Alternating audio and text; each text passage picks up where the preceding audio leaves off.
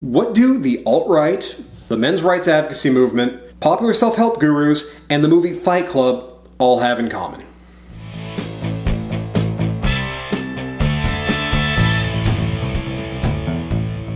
Hey everyone, Harris O'Malley from drnerdlove.com, and this week I want to talk a little bit about the state of modern masculinity and what it means to be a man in this day and age. It's undeniable that men are at a tipping point. Whether we are talking about the results of the Me Too movement or the fact that women outnumber men in undergraduate programs across the country, the way that the economy affects gender roles in this day and age, or even just the question of what does it mean to be a man, modern masculinity is in a state of flux and change. And there are a lot of men out there, and trust me, I hear from them all the time, who are feeling lost and more than a little confused and scared. Now, this is not a new state of affairs. The movie Fight Club actually covered a lot of this masculinity crisis, if you will, back when it came out nearly 20 years ago. Holy shit, I'm old.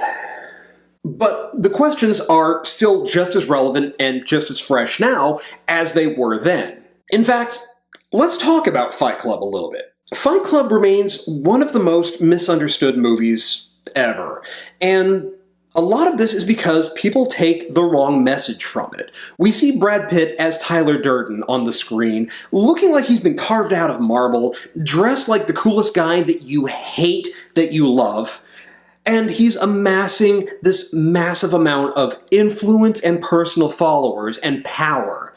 It's a little hard to take the movie seriously as a stinging critique of toxic masculine tropes when those tropes look so damn awesome. Call it the American History X problem. When you make the thing that you're criticizing look glamorous and exciting, you kinda undercut the message that you're sending. Of course, it doesn't help that the movie itself is an unreliable narrator. We, the audience, see Brad Pitt up there in all of his ripped glory, but the rest of the characters in the movie are seeing doughy, soft, kinda schlubby Ed Norton. But part of the problem is that the movie invites us to ask the wrong questions. Instead of asking, what's the story with Tyler, where is this all going, what are his plans, we should be asking ourselves, what's the story with Tyler's followers? What is going on in their lives that leaves them feeling so lost and empty that beating each other up in a dingy basement seems like a great idea? And the answer is that Tyler's message speaks to something very real. Not just to the characters in the movie, but to us. Chuck Palahniuk and David Fincher do an amazing job of drawing us, the audience, in. We are invited to examine our own lives and get just as caught up in what seems like a really interesting, if slightly extreme, solution to the very real malaise and ennui and emptiness that we feel. Why does it speak to us so strongly? What is missing in our lives that we relate this well to it? The movie actually gives us two answers. The first answer it gives us is this one. We're the middle children of history, man. No purpose or place. We have no great war, no great depression.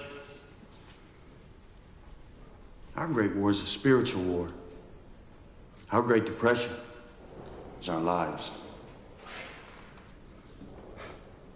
Now, this is actually the wrong answer.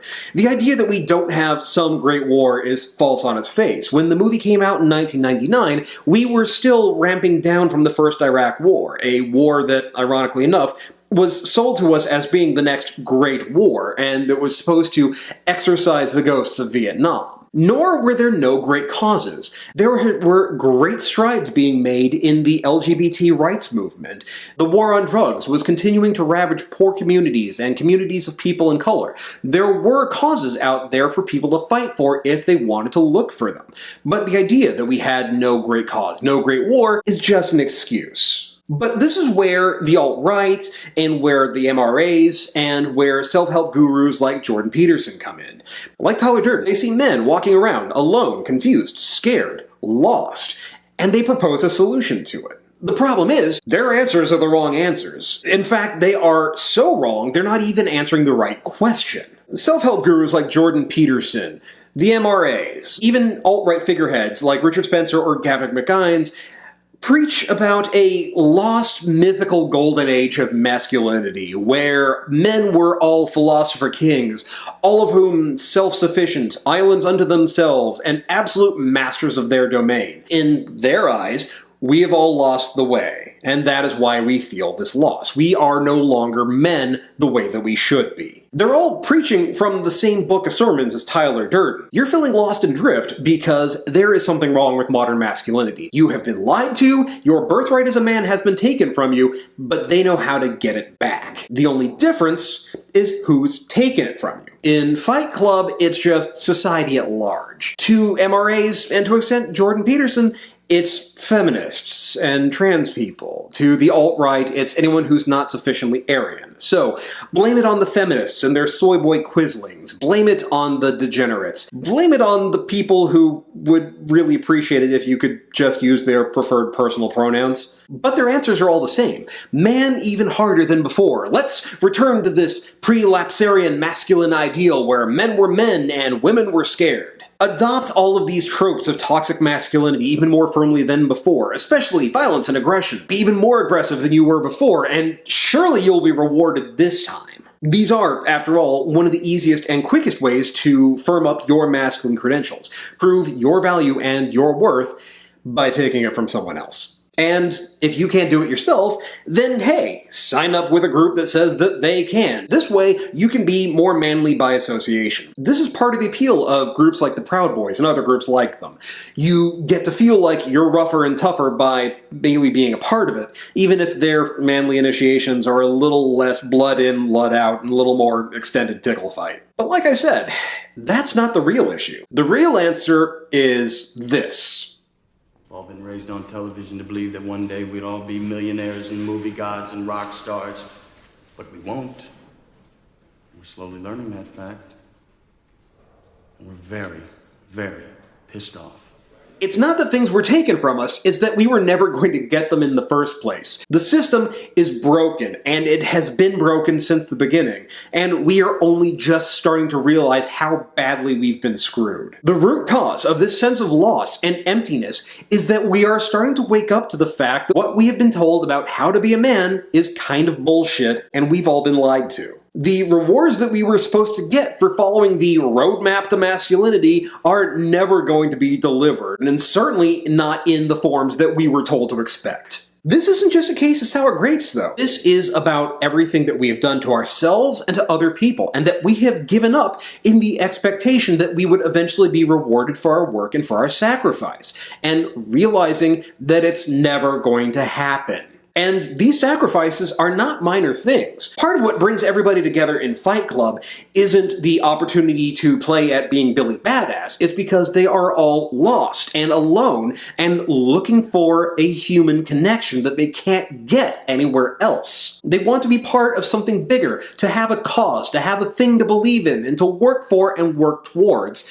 And Tyler Durden gives them that in first Fight Club and then in Project Mayhem. This isn't a fucking piece of evidence. This is a person.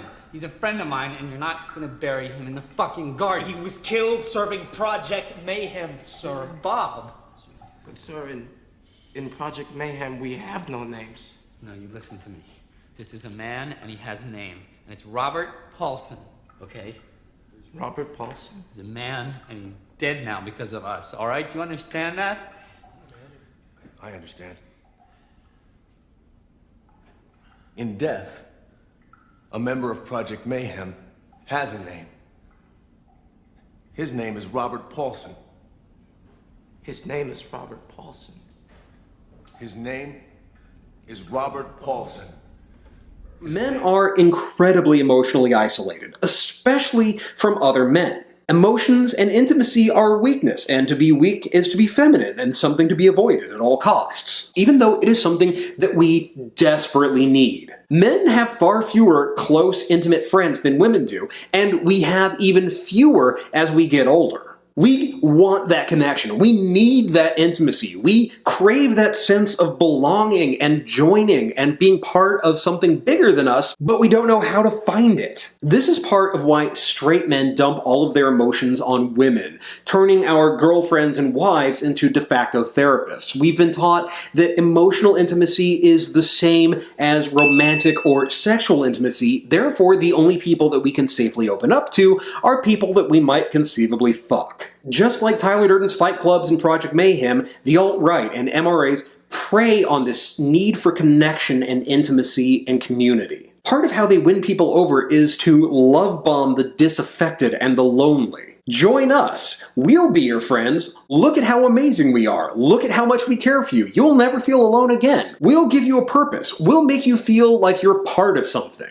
And hey, nothing gives you purpose like having an opponent. Self-help gurus like Jordan Peterson and the MRAs and the alt-right are all the same in this way. They point at this nebulous enemy and say, there, we are all united against that person who made you feel shitty. We're gonna make you feel better, so let's get them. In fact, this lets you bond with the others in the only way that men are allowed to, through anger and aggression. After all, vulnerability is weakness, and weakness is, theoretically, the antithesis of masculinity. Therefore, men can never truly be open and vulnerable with other men. The only way that we can acceptably relate to others is through performative violence. After all, it's not weakness if you're attacking somebody else in the process. Why do you think men do the 3 back pound when we hug? It's the nonverbal no homo, bro. By the time you realize you've been tricked yet again, you've invested too much and now the sunk cost fallacy is kicked in. If you don't accept all the bullshit that you've been fed, then you risk losing this connection and community that you've been part of and go back to being lost and alone again. And that's terrifying to a lot of people. All of this drives home a simple fact. The cure for the emptiness and loss and confusion that men have isn't man up to, man harder.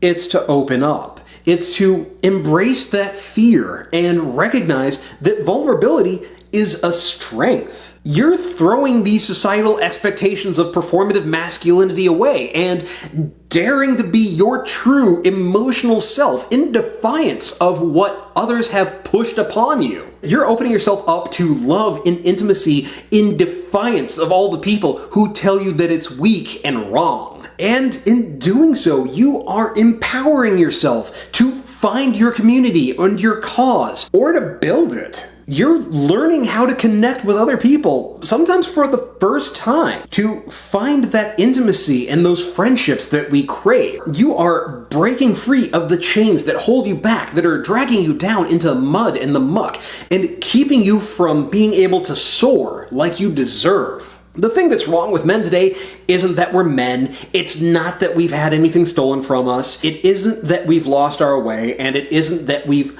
fallen from some long-lost ideal. It's that up until now, we have been caught up in a bullshit system, and we have been told over and over again, the system never fails. You fail the system. We are taught that our strengths are weaknesses, and that we should deny ourselves the things that we desperately need. But we're stronger than that. You are stronger than that. You don't need hate.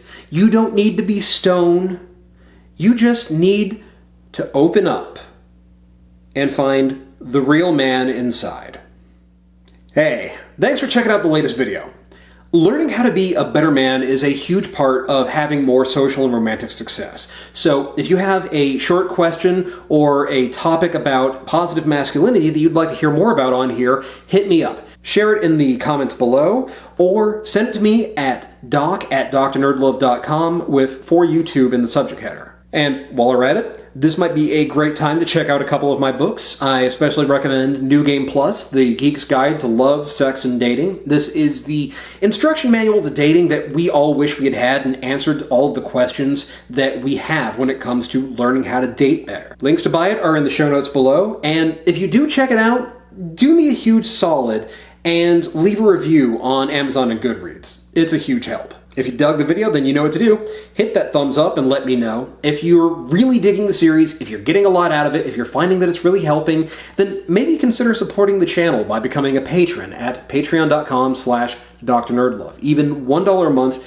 is a huge help. Meanwhile, you can find me on Twitter at @DrNerdLove. Join the Facebook page at facebook.com/DrNerdLove. And as always, hit that logo to subscribe, check out my other videos, and I will be back with you next time with more tips about love, sex, and dating.